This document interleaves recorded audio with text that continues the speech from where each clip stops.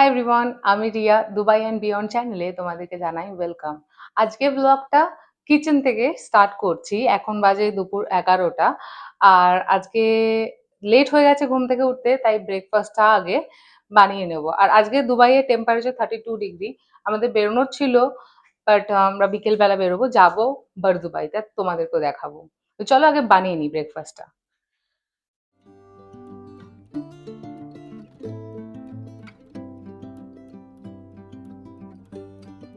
আমি আজকে বানাচ্ছি অ্যাভোকাডো টোস্ট। আর আজকে অনিয়ন টমেটো কিচ্ছু দেবো না, জাস্ট সিম্পল বানাবো এটাকে।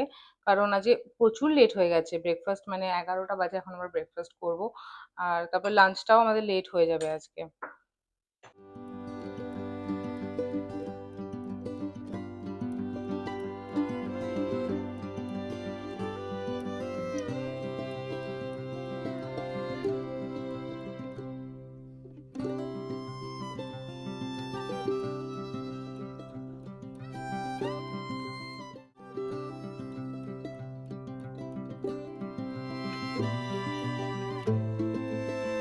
রেডি হয়ে গেছে আমাদের ব্রেকফাস্ট।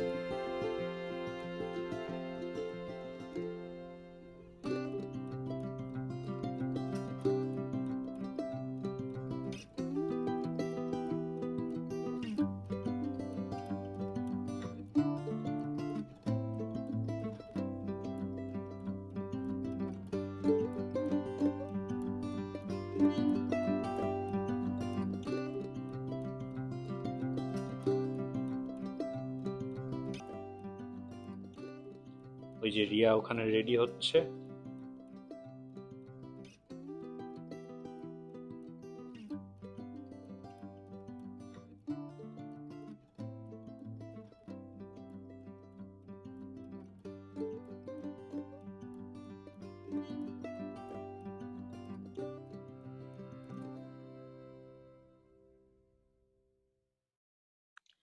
আমি রেডি হয়ে গেছি, এখন বেরোবো। ঘড়িতে বাজে 4টে।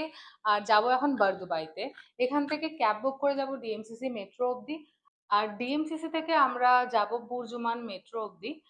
ওখানে ডাইরেক্ট ক্যাবেও যাওয়া যায়, কিন্তু একবার আমরা গেছিলাম আর সেখানে আমাদের ক্যাবের ভাড়া পড়েছিল 100 থেকে 120 দিরাম, যেটা অনেকটাই কস্টলি হয়ে যায়। এখানে ক্যাবটা একটু এক্সপেন্সিভ। আর তাই জন্য আমরা যাব এখান থেকে মেট্রো স্টেশন অবধি, সেটা বেশি ভাড়া লাগবে না। আর তারপর তো আমাদের গোল্ড নোল কার্ড আছে, যেটা 10 দিরাম ওরকমই ভাড়া নেবে। তো চলো আগে ক্যাব বুক করে নিই, তারপর বেরোই।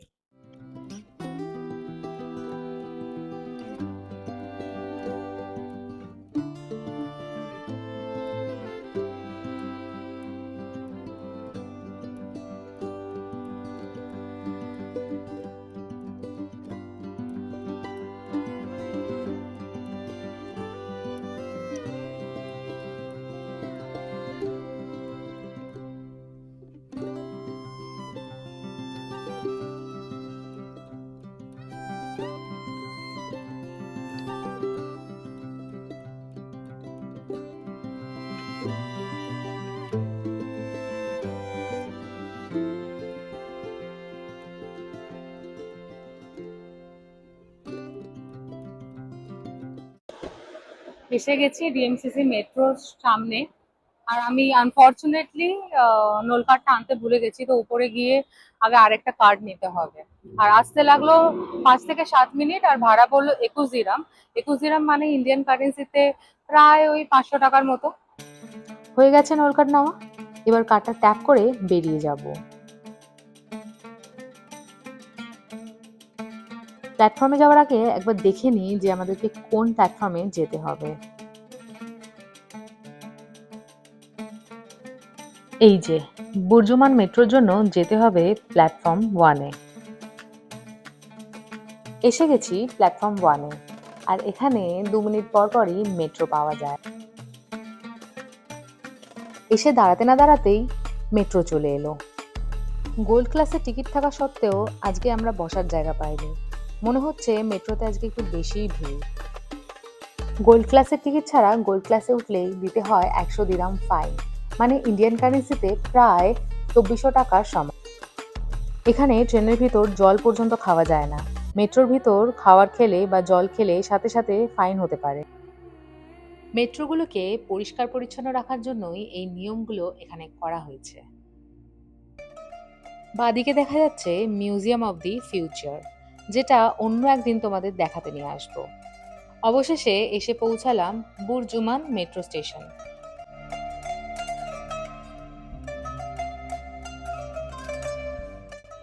এখন আমরা যাচ্ছি আলসিফ।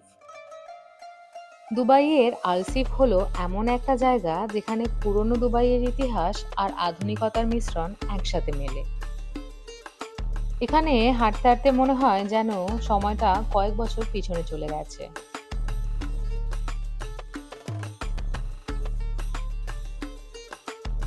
পুরনো আরবিয়ান বাড়িঘর, কাঠের দরজা, লণ্ঠনের আলো আর সেই সাথে দুবাই ক্রিকের পাশে হালকা হাওয়া, এটা একদমই সিনেমার অনুভূতি দেয়। আলসিফের দোকানগুলো একদমই গল্পের মতো। এখানে পাওয়া যায় আরবি পারফিউম, ল্যাম্প, খেজুর, মশলা আর সুভেনিয়ার। সবকিছুতেই পুরনো দুবাইয়ের গন্ধ। সন্ধ্যায় যখন আলো জ্বলে ওঠে পুরো জায়গা হয়ে যায় একদম জাদুকরী। এটা হলো উইন্ড ক্যাচার। এগুলো দুবাইয়ের প্রাচীন ঘরগুলির প্রাকৃতিক হাওয়া চলাচলের জন্য তৈরি করা হয়েছে।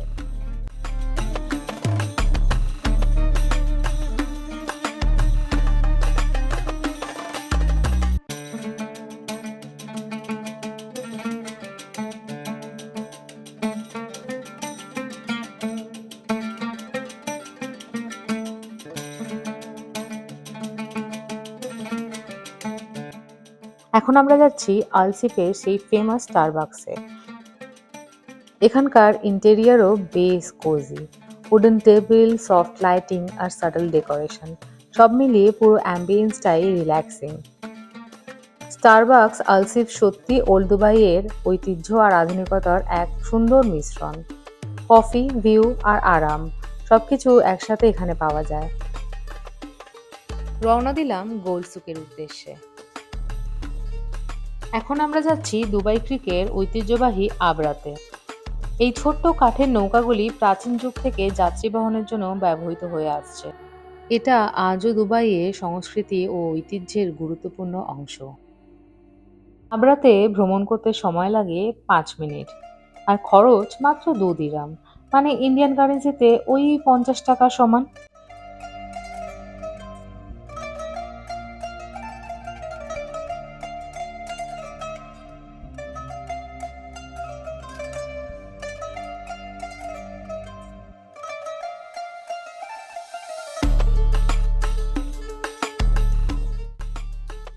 এসে পৌঁছলাম ওল্ড সুক দুবাইতে। এখানে ঢুকলেই চোখে পড়ে অসংখ্য মশলা, পারফিউম, ড্রাই ফ্রুট, চকলেট ও জামা কাপড়ের দোকান। ওল্ড সুক শুধু বাজার নয়, এটি একটা অভিজ্ঞতা যেখানে দুবাইয়ের ইতিহাস, সংস্কৃতি এবং জীবনধারা একসাথে দেখা যায়। হাঁটতে হাঁটতে সামনে দেখলাম একটা ড্রাই ফ্রুটের দোকান, তাই ভাবলাম এখান থেকে কিছু বাদাম নিয়ে নিই।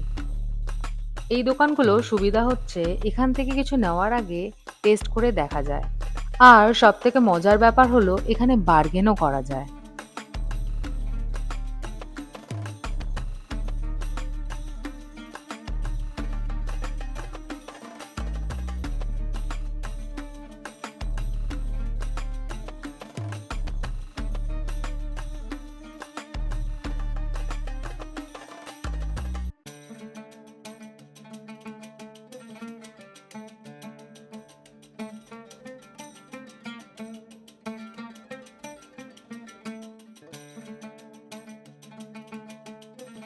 এখন আমরা যাচ্ছি দুবাইয়ের গোল্ড সুকে। এখানে শুধু সোনা বিক্রি হয় না, এখানে আছে এমন এক জিনিস যা পুরো বিশ্বের নজর কেড়েছে। গিনিস ওয়ার্ল্ড রেকর্ডে নাম তোলা বিশ্বের সবচেয়ে বড় সোনার আংটি। এই বিশাল সোনার আংটিটার নাম নজমাত তাইবা, যার ওজন প্রায় 63.8 কিলোগ্রাম।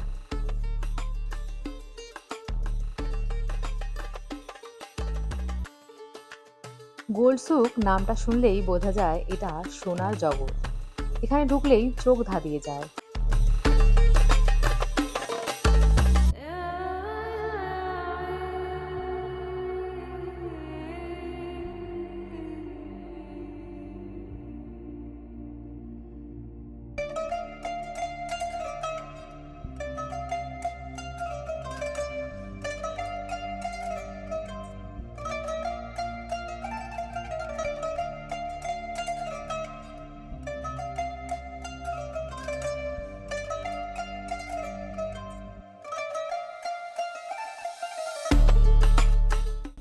আজকের মতো ঘোরা কমপ্লিট, এবার বাড়ি যাওয়ার পালা। পুরনো ইতিহাস থেকে নতুন শহর পর্যন্ত দুবাই সত্যিই এক অসাধারণ জায়গা।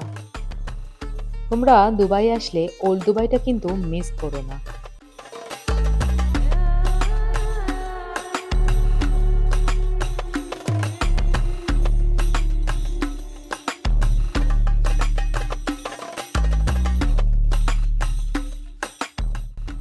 ফাইনালি বাড়ি পৌঁছালাম।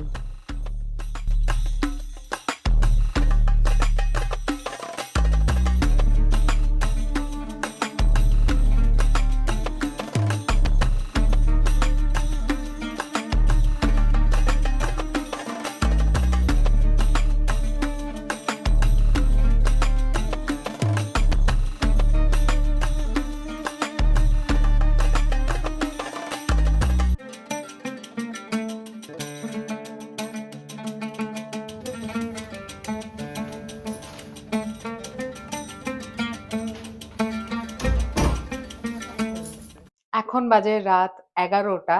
আর আমরা এসে বাড়ি আসার পর আর কিছু রান্না করিনি, কারণ আমরা উইকে একদিন বাইরের খাবার খাই। তো ভাবলাম একটু অর্ডার করে খাই। আগের উইকে দুবাই মলে গেছিলাম, আর ওখানে আমরা চিনচিনে খেয়েছিলাম, আর ওখানে খাবার আমাদের খুব ভালো লেগেছিল, তাই চিনচিন থেকে আজকে অর্ডার করেছি। আর এখানে আছে ড্রামস অফ হেভেন, এখানে আছে চিলি চিকেন, ফ্রাইড রাইস আর হাক্কা নুডলস। তো ডিনারটাকে সার্ভ করি।